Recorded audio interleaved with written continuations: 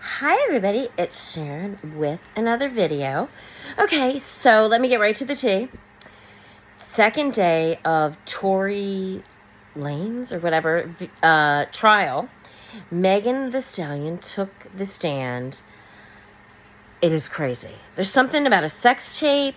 There's something about getting something about somebody saying you better not do this because of some sex tape.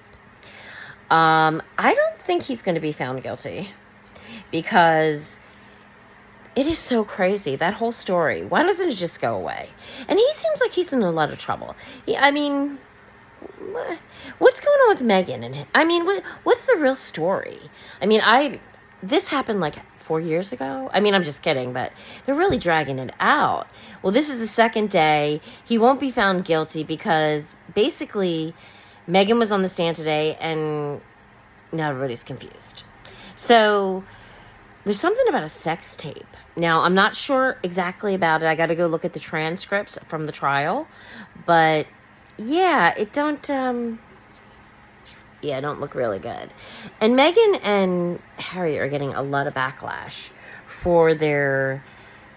by the British people in particular, for the Netflix docuseries. I watched it, and I'm going to be honest with you. I don't agree with the way Howard Stern said it, but it was a little boring. Because you know why? Because the press made it into everything into such a crazy, drama-filled situation. And yes, there was a little tenseness and everything, but I can't blame them. And I think that even King Charles and even William, they just couldn't handle the press. It is not easy being an American and then going over there to deal with that press. I was actually thinking about today, believe it or not, Grace Kelly. And she didn't have an easy time. It's a different culture. It really is. And, it's kind of like old school, an old school tradition, it's just it's such an institution.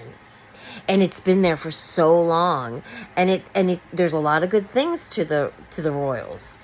So, and if we think about this, really, if we go back, I don't know how many years, okay, because I'm not really whatever, but Britain has always, in the early days of history, of European history and everything, they always ruled.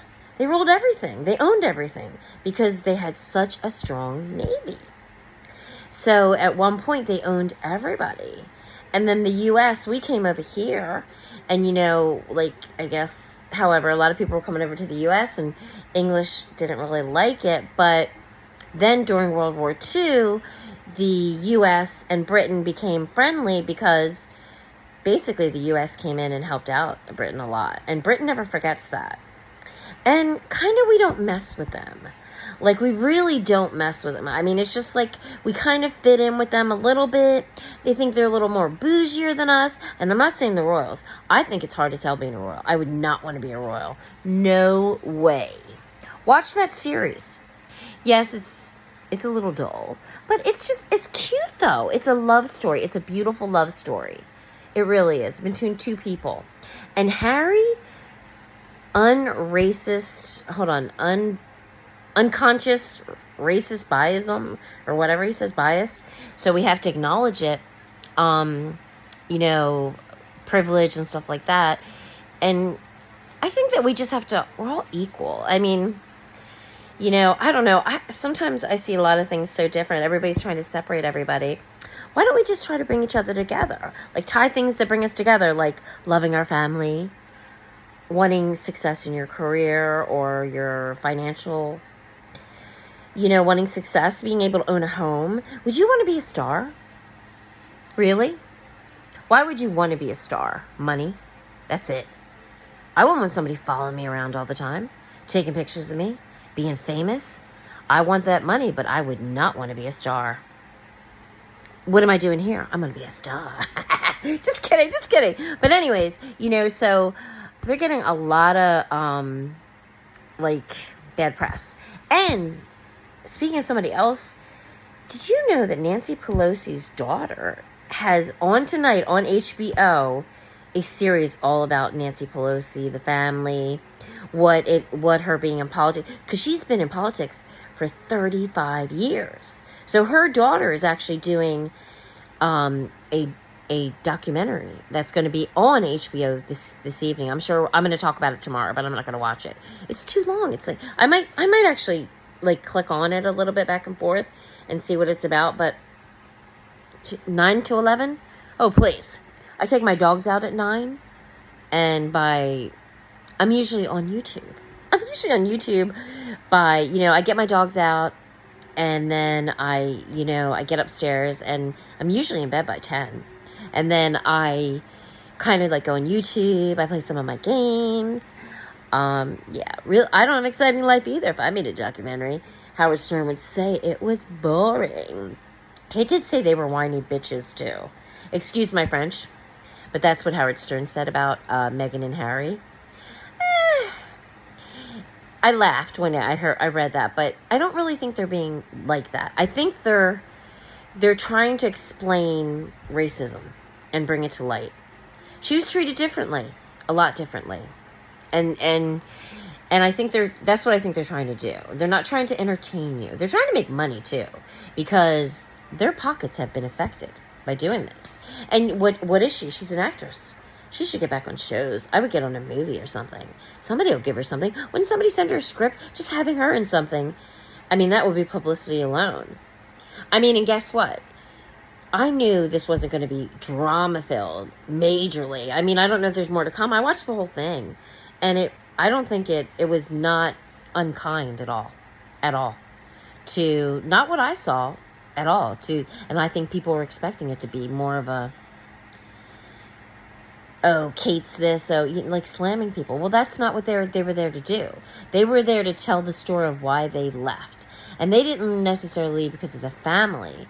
It sounded like a lot of it was the press. And of course, the English people really didn't embrace her. And they gave her a really hard time.